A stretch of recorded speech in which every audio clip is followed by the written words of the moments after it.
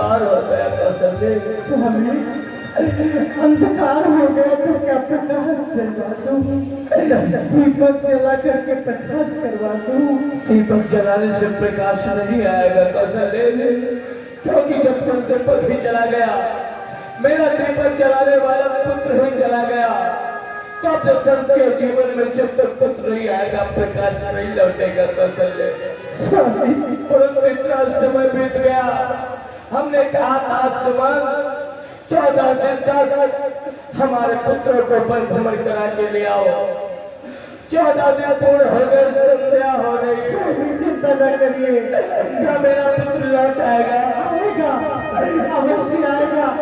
आर्यवंश आपकी किसी भी आज्ञा का अनुपालन नहीं किया तो इस राम सने पुण्य कहे राम लखन बैले।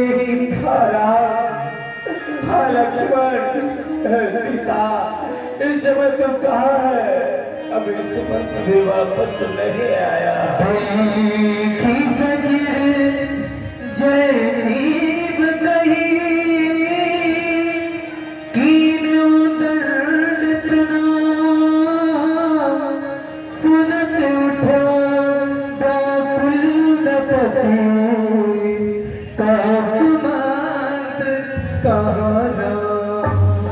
महाराज प्रणाम।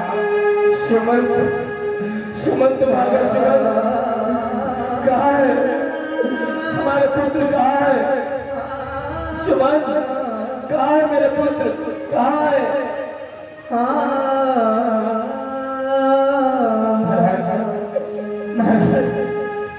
आप मुझे क्षमा करें, आप मुझे दंड दीजिए महाराज।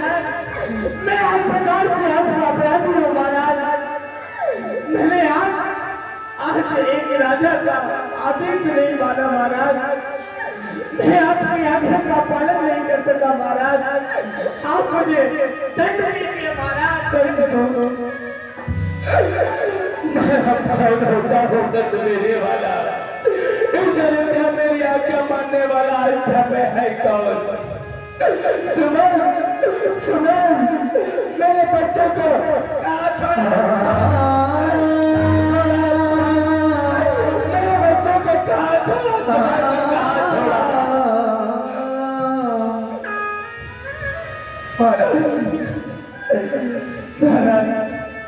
मैं आपकी आज्ञा का पालन नहीं कर सका महाराज, मुझे क्षमा करे। भला मैं छोड़ने वाला कौन होता हूँ जो राम लक्ष्मण को छोड़ करके चलाओ? अरे मैंने उन्हें नहीं छोड़ा, बल्कि वो मुझे छोड़ करके चले गए महाराज। छोड़ा संक्षेप में सारी कथा बताई। इस समय तुम नहीं कहते हो, तो सबके प्राण तो नहीं है। राम जानता था तो अपने पिता को सत्यवादी बनाने के लिए ही मुक्ति अपनाएगा। तूने भी मेरी आज्ञा नहीं मानी। हमने कहा कि सुमन आपत्ति के समय एक दिन भी 1 बरस का होता महाराज, फिर भी तुम उसे नहीं समझा पाए महाराज। मैंने हर एक प्रकार से आपको समझाने का प्रयास किया, परंतु उन्होंने कहा ये कोई आपत्ति नहीं है, मैं पिता की आज्ञा मान करके बन जा रहा हूँ। 14 वर्षों के लिए चले गए। प्रथम निवास उन्होंने तमसा के पास में किया, उसके बाद सुरसरी के पास में पहुंचे। वहां तकबीरपुर में उन्हें निषाद से भेंट की और निषाद ने उन्हें कर दिया महाराज।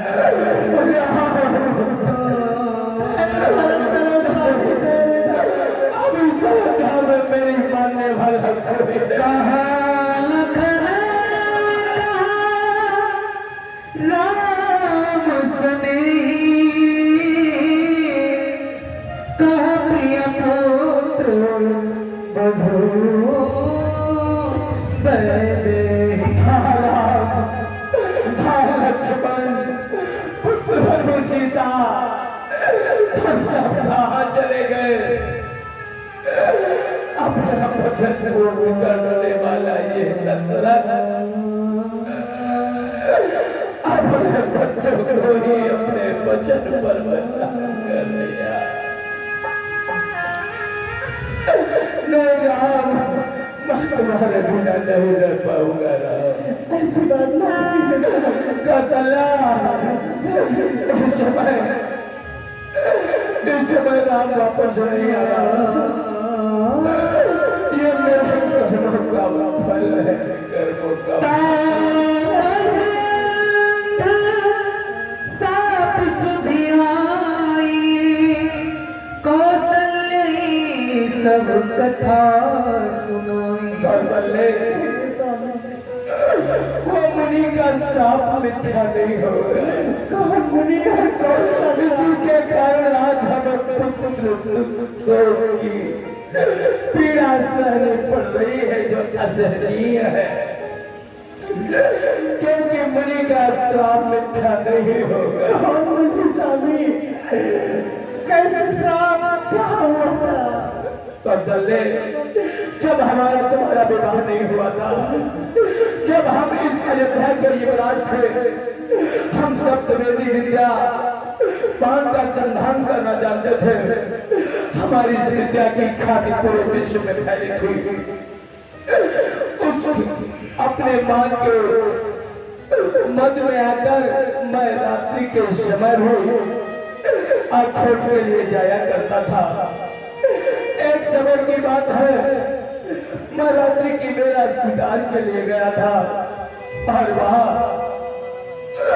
वहां मुझे कलकल की आवाज सुनाई दी और हमने सप्तवेदी बाण का संधान कर दिया, परंतु वे बाण चूक गया। मैं कलकल करती हुई आवाज मैंने समझा कि कोई मृग चल भी रहा है, परंतु नहीं, वहां एक मुनि कुमार श्रवण अपने माता पिता के लिए चल भर रहा था और मेरा बाण उस मुनि कुमार के हृदय में चुभ गया। मेरे पांव से मुनि कुमार श्रवण की हत्या हो गई, परंतु एक बाण से हत्याएं नहीं हुई, 3 हत्याएं हुई। वो कैसे? वो उस मुनि कुमार की माता और पिता, क्योंकि उसके माता पिता अंधे थे, ऋषि शास्त्रों और उसकी पत्नी गर्भवती साध्वी दोनों नेत्रहीन थे। जिस समय मुनि कुमार श्रवण बन रहा था, मैंने उनसे क्षमा यात्रा की, तो उसने यही कहा कि राजन, यदि क्षमा चाहते हो तो मेरे माता पिता कुछ दूर पर वटवृक्ष के नीचे प्यासे बैठे हुए जल पिला दो। तुम्हें ब्रह्म हत्या नहीं लगेगी, क्योंकि मैं ब्राह्मण नहीं हूँ। तो मैं उनके माता पिता के पास गया, चल दिया, परंतु वह ज्ञानी पुरुष मेरी आहट से ही पहचान गए। उसने कहा, कौन है? मेरा पुत्र नहीं हो सकता। मैं झूठ कैसे बोलता रानी, कैसे बोलता? मैंने उन्हें स्पष्ट रूप से सब बता दिया और जैसे मुझे पता चला, उस गुरु ने मुझे साथ दिया था कि पापी, आज मैं अपने पुत्र वियोग में तड़प तड़प कर मर रहा हूँ।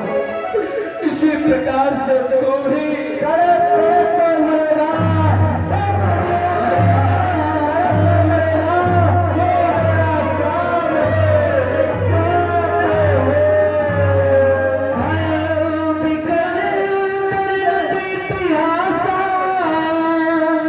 राम हित धिग जीवन आसा, सो तनु राखी करब मैं कहा, जहि न प्रेम तनु मोर निगाह। उसने कहा कि तू पुत्र वियोग में तड़प तड़प कर मरेगा। उसके पश्चात उस मुनि ने अपने प्राण त्याग दिए। जो अपराध आपसे हुआ है वो जानबूझ के नहीं हुआ। उसके बाद उसकी पत्नी ने कहा, अरे पापी, आज मेरे पुत्र की लाश पड़ी है और मेरे पति का सौंपड़ा कोई अग्नि देने वाला नहीं है। जा, तेरी भी मृत्यु होगी, मुझे भी अग्नि देने वाला कोई नहीं होगा। और आज वो दिन आ गया कौशल्य, क्योंकि मेरे चार पुत्र होते हुए दो वन में है, दो ननिहाल में, मुझे अग्नि देने वाला अयोध्या में कोई नहीं है। इसलिए आज साहब कार्य करना होगा, क्योंकि कर्मों का लेकर उठता नहीं है।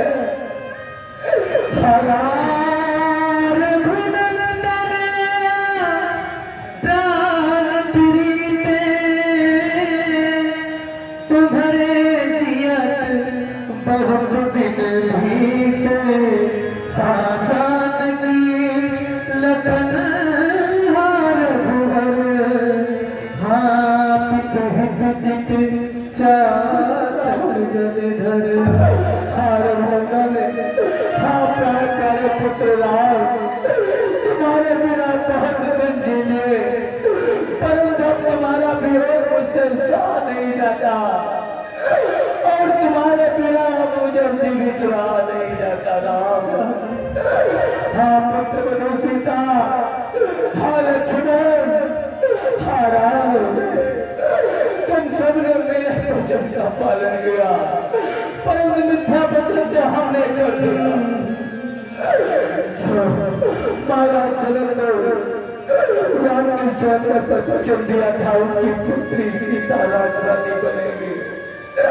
अब तो मैं पूरे राज के मुख दिखाने योग्य ही नहीं रहा।